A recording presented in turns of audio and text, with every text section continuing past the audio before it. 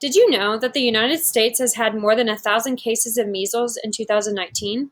This is the greatest case reported in the U.S. since 1992, and since measles was declared eliminated in 2000, according to the CDC. Today I'll be discussing the importance of getting vaccinated. First, how do vaccines work?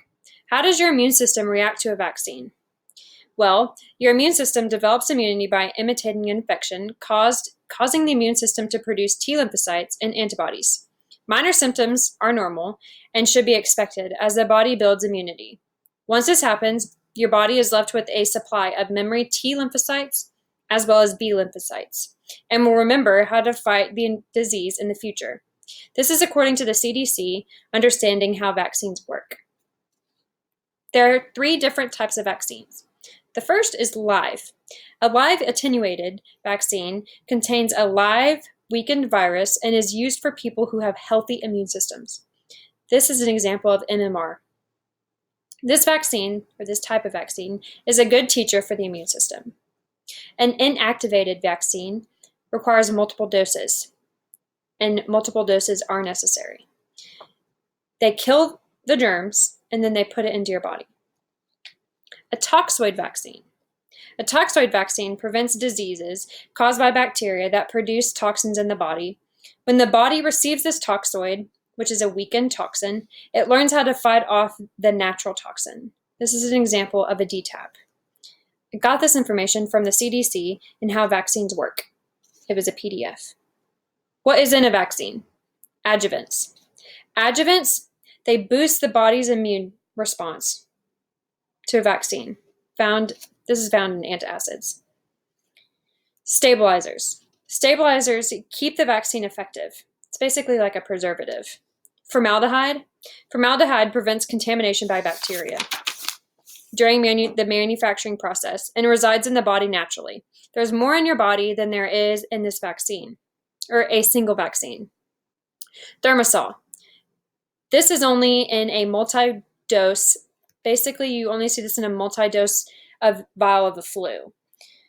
This has no correlation with autism, and it just prevents further germs and bacteria getting into the vaccines. This was taken from the CDC and why to vaccinate. Why is it beneficial? First, it saves people's lives. It saves people's lives that can't get the vaccine. So people who have a immunocompromised immune system, people with cancer, people who are babies who can't get shots yet.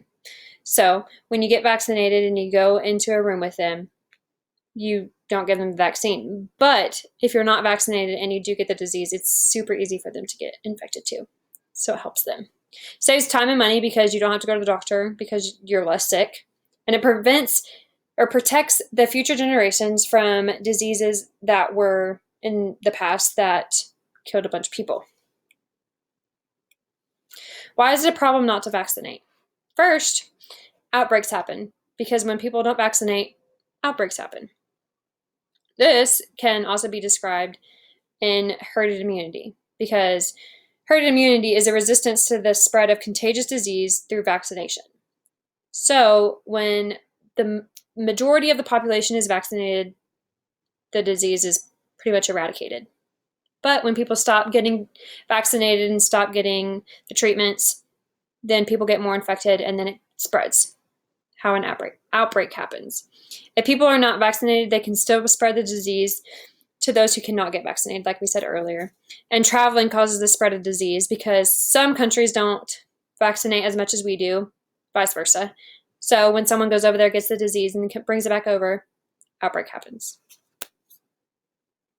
And this is why, and these are the reasons why you should get vaccinated. And those are my citations. Excuse me.